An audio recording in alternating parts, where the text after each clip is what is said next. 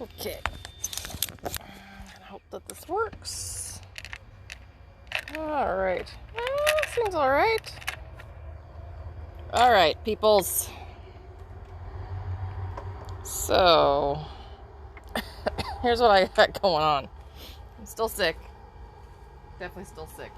Not as bad as I was. But I'm still sick. But, so my family raises sheep. My dad raises sheep.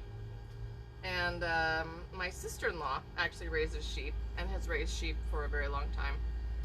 Because she also came from a family where they raised sheep. And I grew up with meat sheep, where, like, you kind of looked down on the wool sheep. And here I am, right? With, you know, a yarn shop and a bunch of fleece actually in front of me. So the more that I have learned about wool and fleeces, the more I can appreciate even the fleece on, you know, meat sheep. And anyway, so my dad raises like Suffolks, Hampshires, Shropshires, Dorsets, crossbreds, Oxfords. Hell, I don't even know what all he has now. I really don't. My sister-in-law, and by the way, they live like a mile apart. She has Dorsets and Southdowns, and now they breed sort of like a crossbred Dorset and Southdown thing they call Dorset Advantage. Anyway, so basically down breeds, and I was talking to them, and they had a bunch of ewes that they were about to shear before they started lambing this fall, and I said, oh, why don't you like give me some fleece, fleeces, plural, and you know, I'll see if I can do something with them. Maybe I can help you sell some, whatever. So here I am, and I've got 9 fleeces. I don't know how I ended up with 9 fleeces. I was like, just give me 2 or 3. They stuffed 9 in 2 bags for me. And anyway, I'm gonna take you around and show you what I've been doing and talk to you a little bit about fleece and skirting fleeces, because you know, if you're into wool, it's kind of an interesting thing. So here's fleece A, and you know, I didn't tell my sister-in-law or my brother how to roll the fleeces up, so they're kind of messy. I've kind of laid them out sort of to the best of my ability. And I still need to go through and skirt them, but I wanted to talk to you about what I'm looking for. So here's fleece A, fleece B, here's C. Yes, I did steal Ina's blocks so that I could mark them. Here's D, here's E, and E is an interesting one, so we're going to come back to that one. Here's F. This big one, this is a big one for G, and the thing is, I'm not entirely sure that this is all one fleece. And H was kind of there with it, so part of this might go with that one, but I'm not 100% sure yet. And then there's I. Okay, so when I'm looking at these fleece, of course the easiest ones to skirt are the ones that kind of roll out like this, where you can see all the tips of the fleece, and you can really tell the lock structure better. You can see that I've been able to roll it out downwards so that the cut ends are all down. You know, I gotta say, my sister-in-law and my brother, they did a great job. The fleeces are pretty clean. There's some vegetable matter in here, but it's not terrible. It's definitely workable fleece, most of it. But we do have some things going on that we should talk about. So when you're skirting fleece, here are some things that you might want to look for to pull off.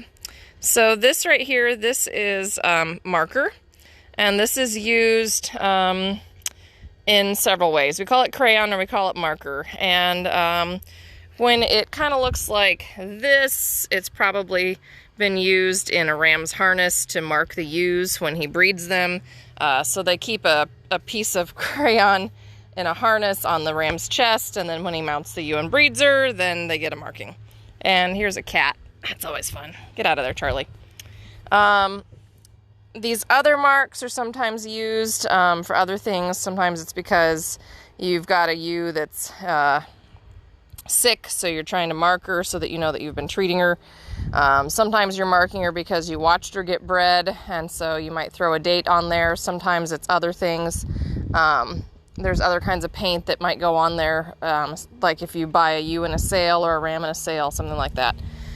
So any of the fleece that looks like this, that has these markings, these color markings, I'll pull out, because that's not really that useful to us if we're going to make roving out of it, or if we're going to card it and use it.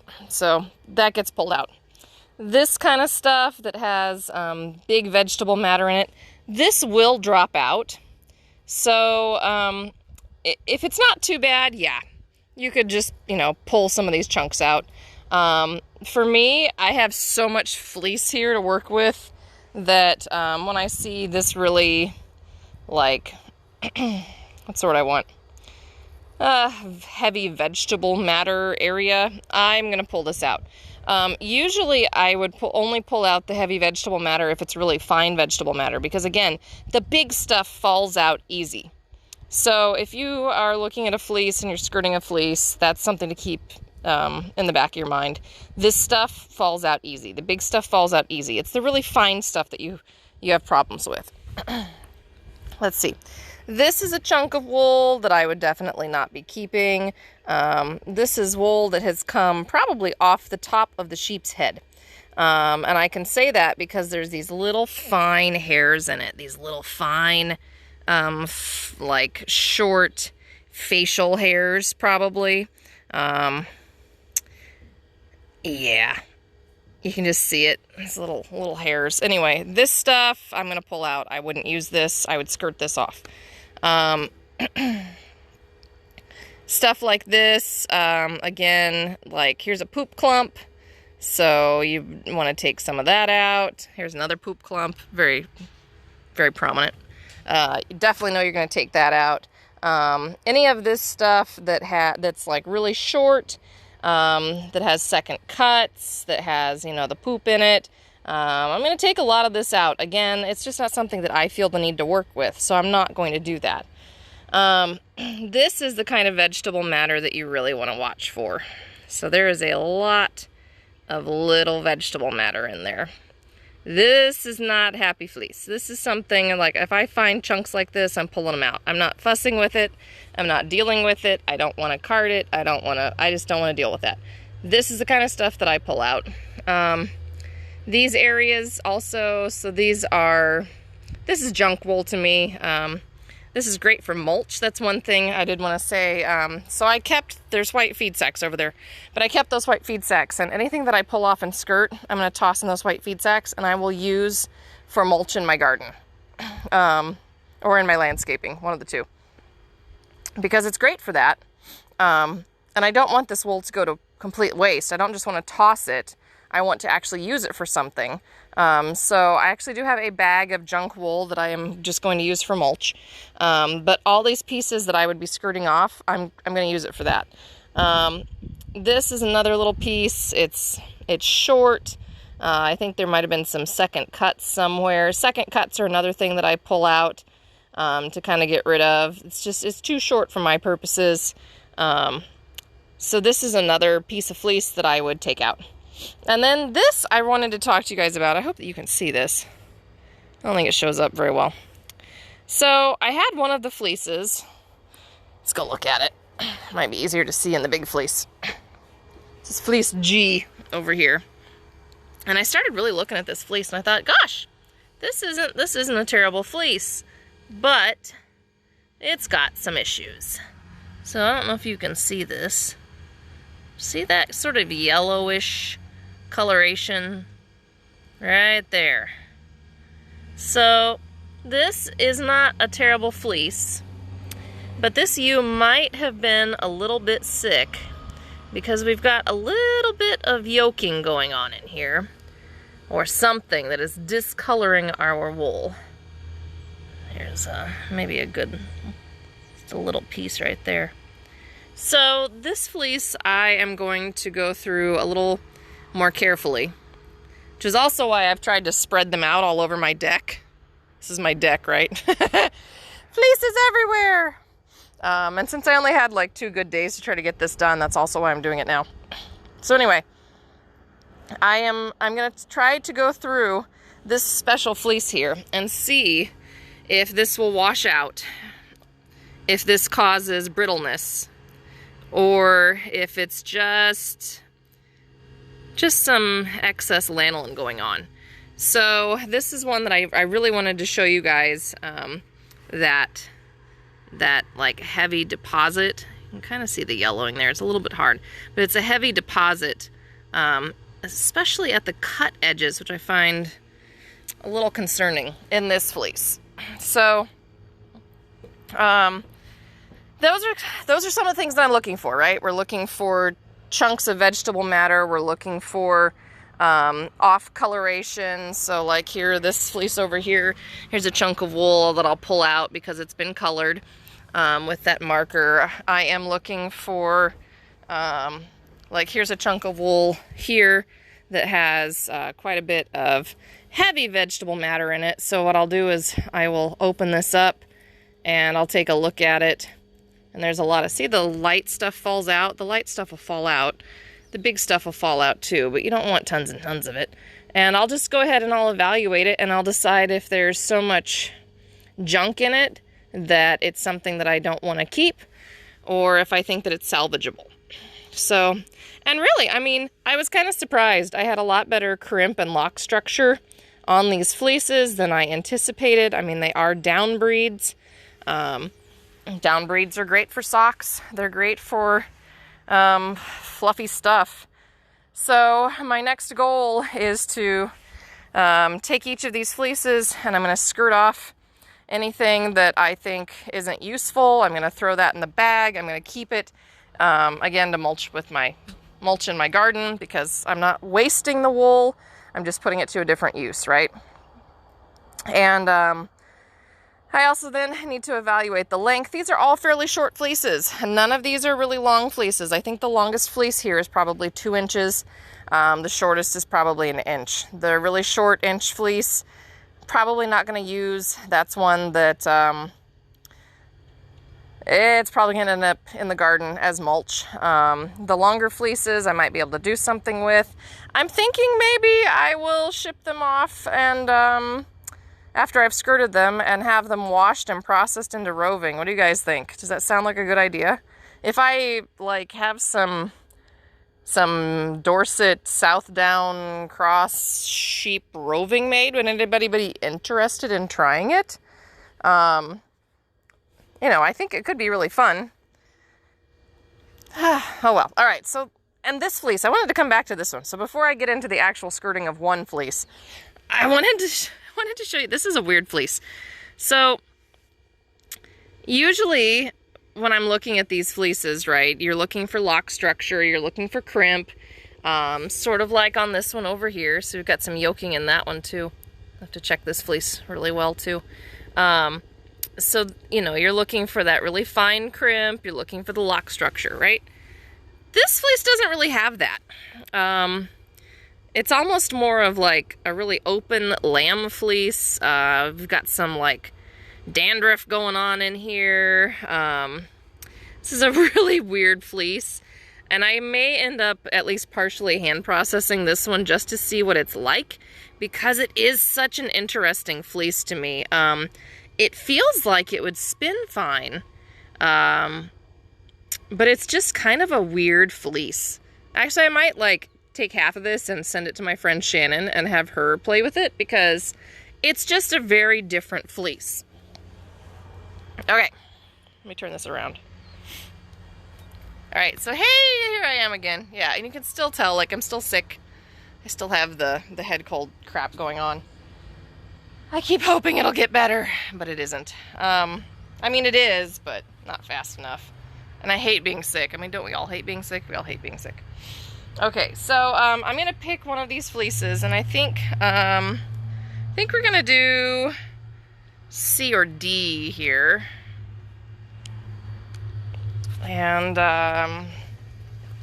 going to load this back in my stand, so bear with me a moment. See if I can get it to go in. There we go. And then, let's see, and then I gotta turn it so that it's going down. Hang on. I got a new stand, which is great, but it also means I don't know how to use it. Woohoo! There we go. There we go. All right, so let's take a look at C and pull out some things. All right. So this is my Fleece C, and yes, remember I did steal Ina's blocks because I needed a way to mark these fleeces so I could see what was going on. So this one was not a bad fleece. There's definitely some good areas in it. There's some pieces that I liked. When I go through and I'm looking at skirting, I'm really looking for poopy areas. I'm looking for, you know, big pieces, like there's a big piece of vegetable matter. There's some big vegetable matter down here. So this is stuff, I'm just going to pull it off to the side. I don't like that piece. I mean, that's really what I'm doing, is I'm just looking for the big stuff. I'm looking for second cut areas. Any place with, here's this little second cut right here. Right here. That's a nice example of a second cut. They just went back in with the shears. They snipped off just a little bit more wool. That is going to make neps. So I look for those things because I don't want neps in my roving if I can help it. This one is also a second cut piece. You can see there's no tip on it. Pretty lock structure, pretty crimp structure, just not going to be useful for us because it's a second cut. So I'm going to pull that out. I think I saw, oh, there's a colored piece. Here's a colored piece. Here's a piece of stuff. So the colored pieces, again, this is marker that they've used for some purpose. They're marking something. That's the idea. And I'm going to pull that out because I don't want to use it. All right, and I don't want to send it off. So that's all got to be pulled out. Usually they mark these animals on the neck and the butt if they're going to do it. Occasionally you'll get somebody that marks across the backs, or you'll have paint on the back from going through an auction. So you'll have to pull that out. Let's see. See, there's a lot of fine vegetable matter falling out of this, so it's always a good idea. If I was doing this properly, I would actually have a great big screen, and I would have thrown each of these fleeces out on a big screen table, and then I would have gone through to skirt them, because it would have allowed a lot of this vegetable matter to fall out now, so that it won't create problems later on. But I don't have that. I may end up trying to take it and throw it on, I've got a table here that I was using earlier, but yeah, probably not, any more? All right, here's some good areas too. So back in here, here I've got decisions to make on this fleece. So there's a chunk that I'm going to take out. There's a chunk there I'm going to take out. Just because, so these are actually like grease deposits here on the tips of the wool. This I'm not as concerned about. The coloring though, I can start to see that there's some green and there's some red in this. I'm going to pull that out.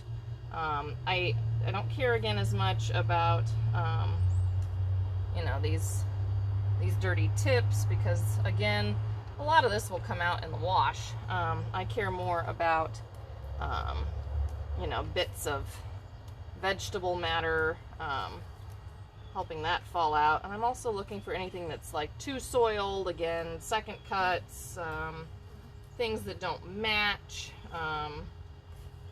In terms of the structure of the fleece, again, because I'm thinking about shipping this off, and possibly having a roving made from some of it, then I'm also less concerned about the consistency within a fleece, because some of that will even out across the flock. Length, though, is an issue, so I do, as I go through, I will be looking for areas that are much shorter than other areas. I'll probably try to group those together, because when they go through the carder, they just will not mesh as nicely. When you've got 1 inch versus 2 inch locks, it's going to make a huge difference. It's going to make a huge difference in your roving. So, you know, here's some more stuff. Here's some like super dirty stuff. This I would not keep and use. This is like butt wool. It's not great in length. There's some hair in this as well. I don't know if you can see that, but there's some hair in this as well. This is stuff that I would pull out as mulch.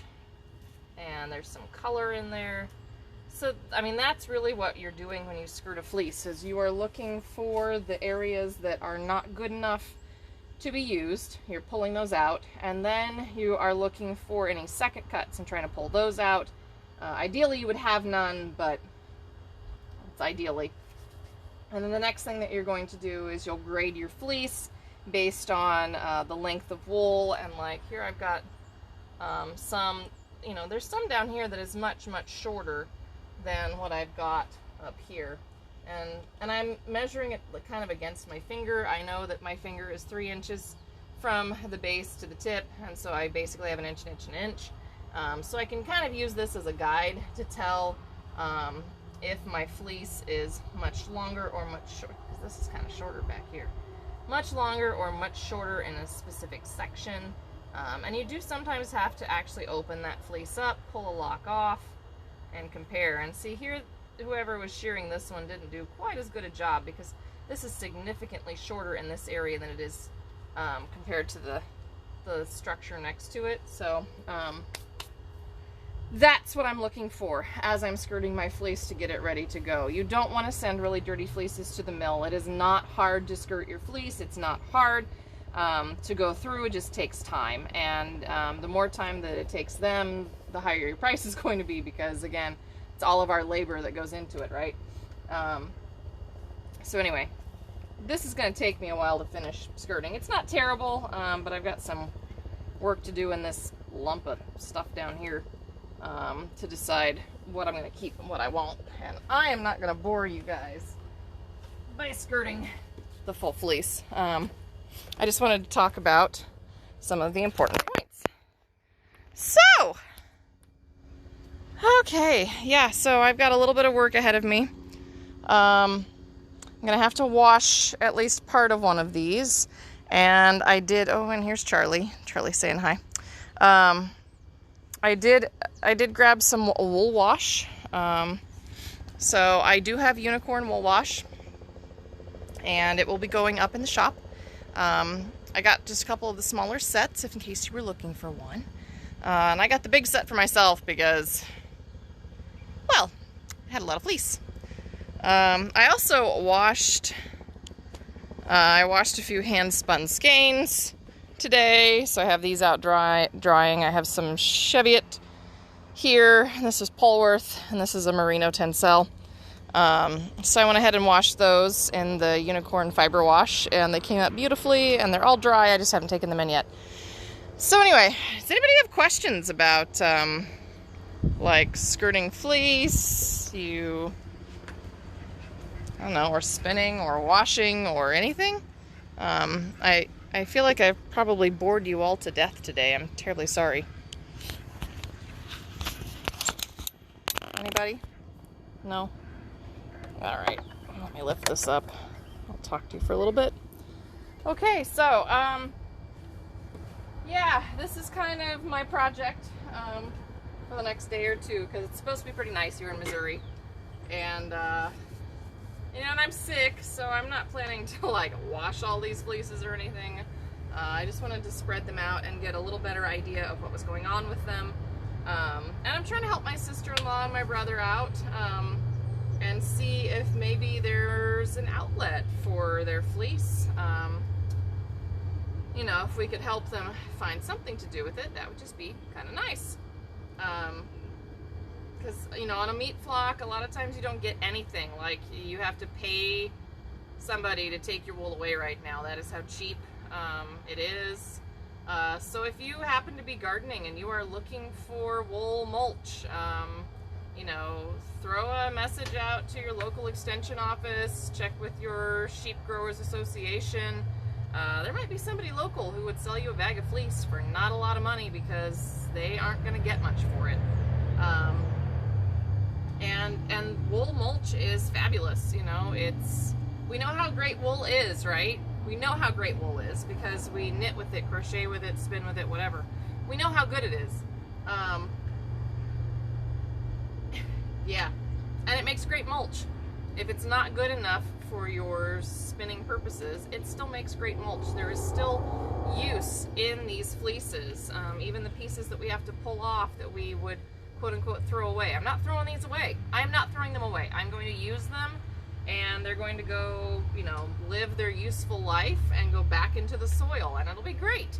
And my veggies are going to thank me for it when it's, you know, super hot outside, and they're helping to keep all the moisture in my soil. So anyway, don't forget Tina's doing her Advent calendar. So every day she's putting a little video up, or almost every day.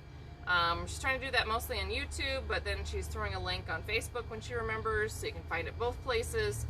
What else do I need to remind you of? Shop small, shop local, help us out. We're trying to keep crafting and bringing you stuff, but you know, we need your help too, because in order to keep doing this, you know, the shop needs to keep going. It's kind of the long and short of it. Oh look, there's a good piece. See, it's so easy to pick out this big stuff. It's really easy to pull this stuff out. So you need a little bit more. I'll just throw this in my bag and I'll put it out in my garden. I've got more stuff planned the next few weeks. I'm going to do a whole series on fixing your mistakes. So I want to talk about picking up drop stitches, and I want to talk about fixing miscrossed cables, and I want to talk about yeah, I just happened to notice this while I was talking. Figured I'd do a little work. I want to talk about all kinds of fun stuff related to, you know, fixing mistakes in your work, so that you can become a more confident knitter. I'd also like to do some crochet things, so if there's a specific crochet something that you are curious about, let me know. I haven't crocheted for a while, but that doesn't mean I can't. Or Tina might pick that up and talk about crochet. She's also doing the Twisted Terraces Poncho Knit Along, so don't forget that we have that happening as well. There we go. If you haven't joined in with that, we do have the kits available. They are at a discount as well on the website. So go check that out. It's a super cool cowl, for this nice poncho. And designed by a local designer in Hillsboro. So that's always fun. So anyway, yeah, I'm going to keep skirting some fleece, because I got a little bit of work ahead of me over the next day or so, and these might just sit on my deck overnight, and I just might not worry about it. I will have to pick up all of Ina's blocks, though. So nice of her to loan those to me. Anyway, you guys keep crafting. If you have ideas for things that you want me to teach, if you're curious about more of the process of skirting a fleece or what I'm looking for, you know, feel free to pop me a message, shoot me an email, leave a comment. I'm putting more info up, more videos on our TikTok channel as well. So those are just little short 15-second or 1-minute videos that you can go check out. Yeah, anyway, I'm starting to feel better. I hope I keep feeling more like myself. But until Monday, until next time, you know, keep crafting, stay healthy, stay safe, wear your mask. Oh my God, wear your mask. Stay away from the sick people. Just stay away from people. if you can avoid them. Because being sick is not fun, especially when it's like 2 weeks plus. Anyway, and I'll have more fun stuff to show you in the future. So, you know, keep hanging out. Make sure that you are liking our YouTube channel, that you are subscribing to our Facebook page, that you're following us on Instagram. We do giveaways. We you know, we're trying to get ourselves out there. Help share us so we can reach a wider audience, because you know, I like to teach and I like to share what I know, but without your help, I don't get to do that. I can't reach enough people to make a difference. So I will see you guys on Monday. Take care of yourselves. Oh, and don't forget Tina's video on Friday.